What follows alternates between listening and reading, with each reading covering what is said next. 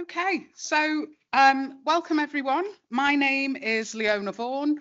I'm a senior lecturer here at the university in the politics department, and I'm also the equality, diversity and inclusion and wellbeing lead, bit of a mouthful, isn't it, of the Faculty of Humanities and Social Sciences. So I'm going to be chairing this conversation today. And I'd like to welcome everyone to the conversation. I just have a few reminders for maybe people who have just joined us this afternoon. On the first floor, we do have quiet rooms available for anyone who wants to use them. And there is a special space that's been reserved for anyone who needs extra privacy for prayer or breastfeeding if you need it. Like I said before, this session is running in parallel to 3B. And I don't have the title of the 3B panel, but 3B is in lecture theatre 2.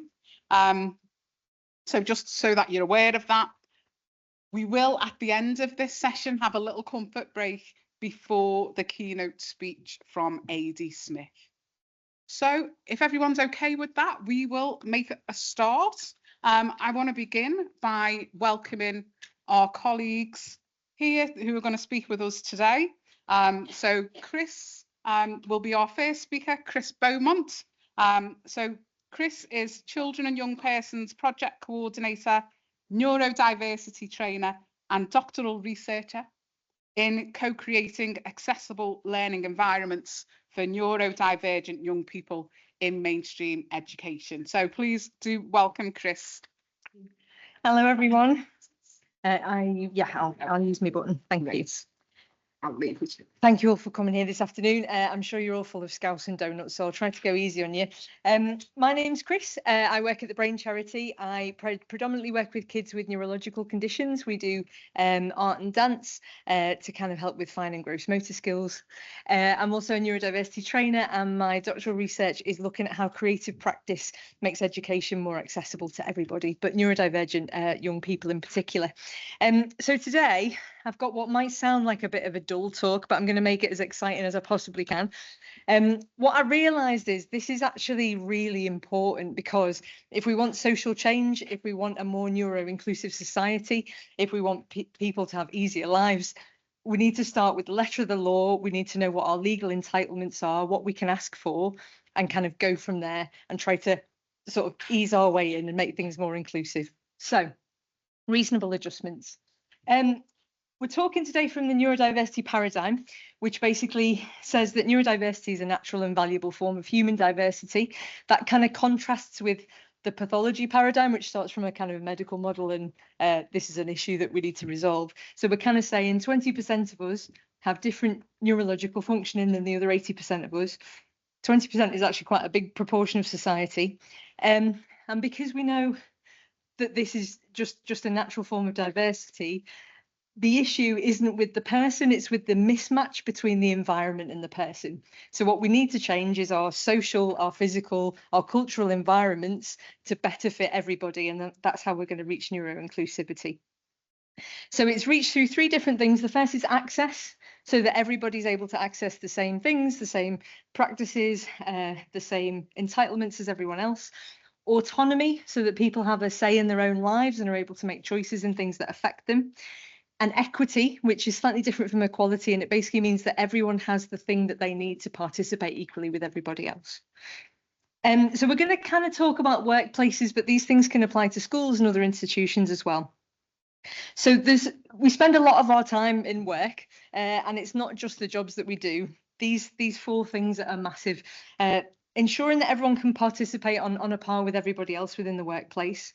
Thinking about people's individual well-being. So as we've heard this morning, everyone has a completely different experience of the world. Quite often with things like autism, that comes out in sensory differences, so having sensory sensitivities, and it can make certain environments really uncomfortable. So thinking about our physical environment and how we can make that work for everybody.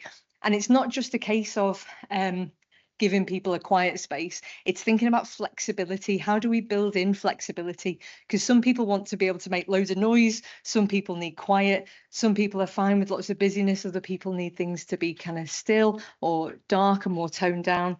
So how do we build that into our public spaces? Thinking about workplace culture. So this is a really tricky one, but basically allowing people to feel that they can be themselves in a space. And the organisers of this event today have done a really good job of that, but that doesn't happen in every workplace. And often people feel that they have to mask, they have to pretend, they have to behave in certain ways to conform, because otherwise they're going to be rejected or excluded. So thinking about that underlying culture and what the values are in our different workplaces. And ensuring that everyone has access to the same opportunities as well. So I'll give you a real subtle example of how this might happen. Let's say you have a workplace away day, and it's in an environment that somebody really struggles with, or perhaps they find it difficult to get to that place because they're going to have to use public transport. So they just never attend the workplace away day and they're always excluded. And people are like, oh, they just don't like going to the pub or going to Laser Quest or whatever it might be. But in order to make sure that we've all got the same access to the same opportunities, if somebody is frequently excluded for a reason, we need to attend to that and think about how we can get them involved and do something that works for everybody, even if it's only partially working for lots of different people.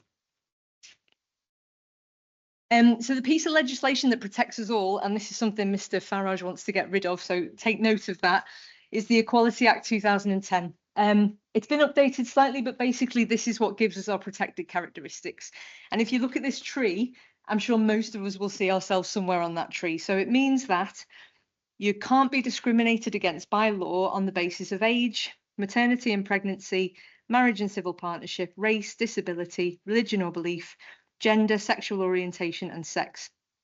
And what you will notice here is that neurodiversity isn't on that tree. And that's because at the moment, neurodiversity fits under disability law. So you'll hear a term being used more and more frequently, which is deaf, disabled and neurodivergent. The reason that we split those three things out is that deaf people consider themselves to be a cultural group because they have their own language in BSL, and neurodivergent people don't necessarily consider themselves to have a disability. But the reason that we keep those three terms together as deaf, disabled and neurodivergent is because under the law, all three groups are protected under disability law currently.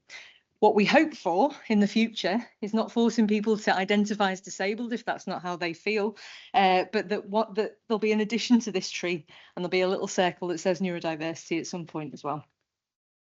But as I say, currently that we need a diagnosis in order to access things like reasonable adjustments. However, I would say it's good practice for all employers to not require a diagnosis and to just do reasonable adjustments anyway as good working practice. So what are reasonable adjustments? Well, they're basically changes in the way that we do things to make participation more equitable, to enable people to perform better, and to make sure that practices are sustainable. There's three different types of reasonable adjustment. The first one is a change to how we do something. So that could be things like allowing people to start work a little bit later to avoid rush hour and maybe leave a bit later on. It might be letting them work from home 1 or 2 days a week. It might be holding meetings online. It could be communicating in a certain way. So if somebody prefers written communication rather than just a chat in the corridor, that we think about what that person's communication preferences are. It could be making changes to the way tasks are designed or breaking things down for people so that they're easy to manage. And it's also thinking about recruitment processes and making them more neuro-inclusive as well. Changes to the physical environment are a little bit more obvious. So that's things like, where is your desk? What kind of working conditions do you have? Are you next to a window? Do you have an adjustable seat? Do you have a glare screen to remove the glare on your workstation? And lots of those are quite easy to implement. There is a scheme that the government has called Access to Work. And basically, if you apply to Access to Work, you can get funding for those little bits of equipment that might make your job easier. So that's things like auxiliary aids, supports and adjustments, like it could be iPads or note-taking tools, or anything that just makes your job a little bit easier.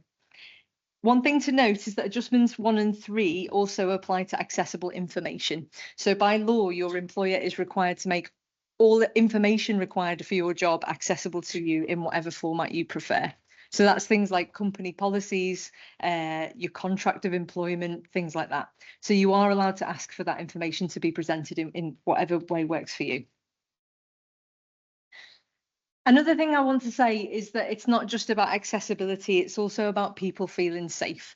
And that's a little bit less tangible, it's a little bit less easy to define, but this is how I would define it. So I'd say that an accessible space is about removing barriers to participation.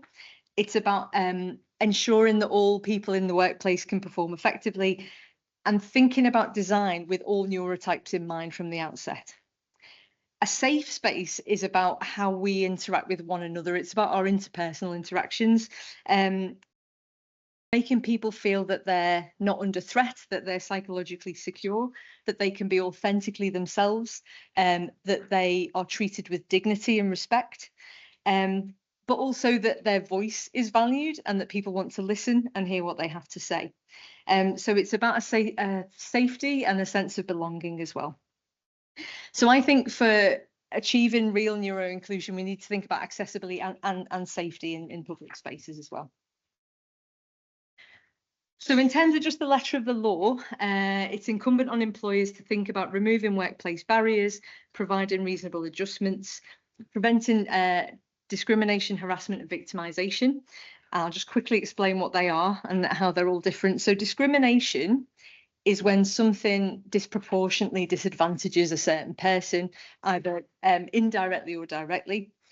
Harassment is when somebody is made to feel threatened or disrespected, so it's about the way somebody speaks to them. It might be assuming that somebody can't do something based on a stereotype or something like that. And then victimization is when somebody's prevented from participating or prevented from progressing in a workplace based on their protected characteristic. And then the last one there is about thinking about recruitment processes. And again, that's been mentioned today, thinking about, do we provide interview questions beforehand so people can prepare? How do we keep hold of our employees, and how do we make sure that they know that they're valued? So a way to do that is to identify people's strengths. Don't necessarily expect everyone to work in the same way and do the same thing, but work to people's strengths and maybe diversify job roles accordingly. Work together to find out what a person's individual needs are, because as we've discussed, everybody has completely different needs and preferences. Thinking about things like neurodiversity champions. So in the same way that we might have champions for LGBTQ+, in the workplace, if we have somebody that's neurodivergent that can support other neurodivergent colleagues and that they can go to and discuss issues, that's a really helpful thing. Constantly reviewing our processes to make sure that they're not exclusionary or causing any problems. And I think the main thing is, again, flexibility, building in different options and not saying we just do it this one way and you just have to like it or lump it. So thinking about how we can adapt things to work for lots of different types of people. The really tricky issue is the word reasonable. And the reason that's tricky is because when we're talking about different experiences of the world, what's reasonable for one person isn't reasonable for somebody else. And our processes are built on this idea that we're all having roughly the same experience, which just isn't true. So sometimes what you might have to do is explain why a certain thing has a much bigger impact on you than it would for somebody else, and that it's reasonable for your employer to make that change because it's going to make a huge difference to your ability to work. So when we're considering reasonableness, we have to think about the impact on the employee and their colleagues, how effective the adjustment might be, how practical and sustainable it is, and what resources are available. So money does play a small part in this. If you're asking for something fantastically expensive, then it might be that that's unreasonable. But an awful lot of reasonable adjustments, I would say 90% of reasonable adjustments are either free or very, very cheap. And it's about the way that you're treated, being able to do things in a slightly different way that just works much better for you. But I would say if you are getting into that conversation, being able to explain why this makes a huge impact on your life and might not do for another person is key to achieving what you need. So employers need to understand that there's a diversity of lived experience. They need to recognise that needs fluctuate and change over time. So what makes sense at one time might not make sense 6 months down the line. We need to understand what the double empathy problem is, and this is something that Damien Milton said, which is basically, for example, It's not that autistic people have issues with communication. It's that autistic people communicate in a certain way and neurotypical people communicate in a different way. And when two autistic people are having a chat, they'll get on perfectly fine. Two neurotypical people, no problem. But when we try to understand each other across neurotypes, that's when we get issues, because my understanding of the world is completely different from yours. And so that's when we start to think people are being unreasonable or asking for certain things. So helping people understand what your lived experience is really key.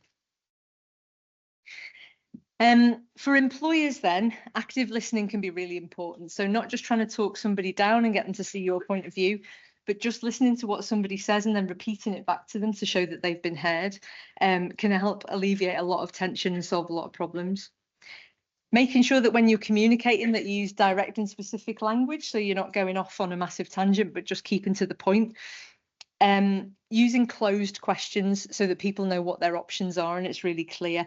A closed question is when you say, would you prefer A or B, rather than saying, what would you like to do? It's giving people clear options. And allowing time to respond. So not everybody processes at the same speed.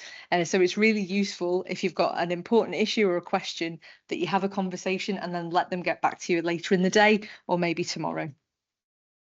So you need to work together, refine adjustments over time, and really support people's authentic contribution, particularly if they're talking about something personal to them and what their needs are. As a neurodivergent employee, unfortunately, there's still some work to be done, even though you may feel like you're doing a lot of the work already. And that's in understanding what your own needs are and being really clear about them. Don't feel pressured to have to say things out loud or explain yourself really well. It might be that you write it all down and give that to an employer. It might be that when you're in conversations that you have somebody in the room to support you, to advocate for you. But in order to get the things that really matter to you, it's really important to think through what would make a difference, why it would make a difference, and how that can be achieved. So from a sort of workplace point of view, try to frame reasonable adjustments in terms of making you more effective at your job and making you more able to participate. It's really important that you know your legal rights, and we've touched on that today.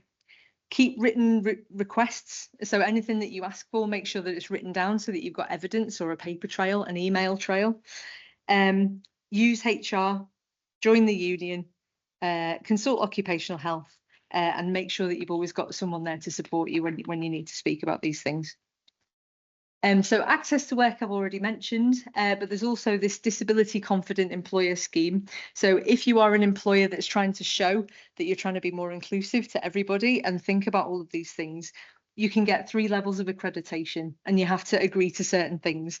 But it's really helpful when people are applying for jobs, because if you are neurodivergent and you see this, you can see that they've already bought into it and to a certain extent care about it as well. So to sum up, basically, we want employers to consider being open and supportive of lots of different people's needs. Think about the idea of neurodiversity champions, because again, that just gives a clear sign that we care and we want you to feel supported. Make sure that your communications are clear and you're communicating in a way that that person prefers, and ensure that they have the tools to perform their role effectively. Think about breaking down complex tasks and allocating tasks according to individual strengths. So as I said, not everybody should need to do the exact same job. It can be that you share responsibilities according to what different people are better at. Make sure that these things are an ongoing negotiation so that you don't just implement one policy and that's it, but you reconsider it over time and think about alternative ways of working. Flexibility is key. So not every neurodivergent person is the same, not every neurotypical person is the same. Needs will change over time according to situations, and we just need to be prepared to offer lots of different options to make things better for everybody. Thank you very much.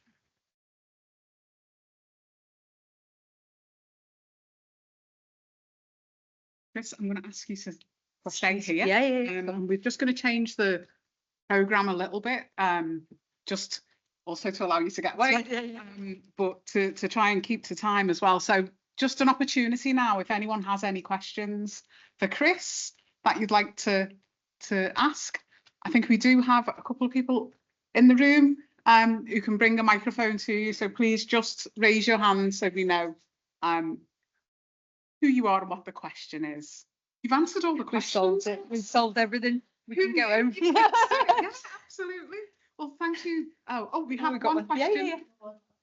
This might be slightly contentious. Hello, my name is Laura. I work at the university. I got my ASC diagnosis in February last year.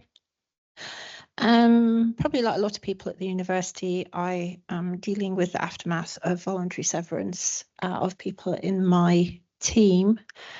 I wrote it down earlier on, and I put here, I struggle to understand why I'm being asked to do someone else's job when the university made it clear that that person, and therefore that person's work, was not considered important enough to keep.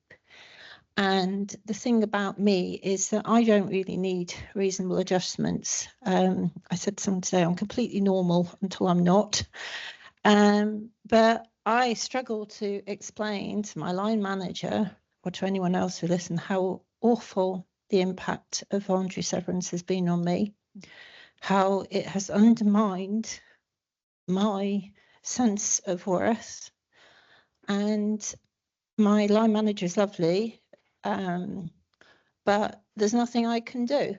You know, I can't say I'm not doing that because the university doesn't care about that role because they got rid of it. I just have to suck it up. And of course, the alternative is to pass on work to other people. And I can't do that either. And I just feel in this horrible position where some days I just don't want to do anything anymore. And how do you express that to people in a way that, you know, it's too late now. They allowed it to happen. There was no risk assessment on the effect on me. All my colleagues, I'm not the only one, but at least I'm a bit protected because I have this diagnosis. So how do you engage with people with those conversations? There's three things come to mind. The first thing Thank you. The sort of elephant in the room that we haven't really referred to is society and the way society works, and neoliberalism and capitalism and all that sort of political stuff that I won't get into too much, is the force that's acting against all of these forces for good and inclusion and accessibility and whatever. Because actually what neoliberalism in particular wants to do is streamline everything, make people work twice as much for half as much money, be productive and independent and all that kind of thing. And then when we're talking about neuro inclusion and being accessible, what we're saying is, well, let's be nice, let's be less productive, let's just be kind to people and have a nice life. And sometimes that can feel like a really impotent thing to say. And so I think what's really important is collective action. And again, it might sound like I'm harking back from the 70s or something, but we need to gather together and address the forces of power collectively and say why this is really important. Do you know what I mean? Because if you're doing it just as one person trying to take on a massive institution, that's not going to happen. But if everybody comes together and says this is really important and takes all of these policies and procedures to task, then something can be done about it. So there's the bigger picture, which is like institutional and societal change, and that's where we need to gather together. And then there's you as an individual. And as an individual, I would say you simply can't take on that fight. So then what you have to do is all of the smaller protections, which is knowing what you need in your day, how much time out you need, how much you need to be left alone, how much you need to work from home and all of that sort of stuff to just keep you going from day to day. Because the thing that's really hard about neurodiversity is it's not something that people see on the outside. And it's really hard to say, I feel absolutely desperate, because you might have felt desperate lots in your life and you've just got used to sucking it up. And so you don't want to go around crying and flailing, but inside it's really tearing you to bits. So I would say it's two levels of things. You have to do the bigger job and join forces with people and take part in events like this to make you feel like you are making a change. But on the smaller side, I would just really attend to your own individual needs and do what you need to get through. Thank you very much. All right. It's really helpful. Thanks so much. All right, no problem. Does anyone else have a question for Chris before they have to go? No? No worries. Okay, I'll just say thank you very much.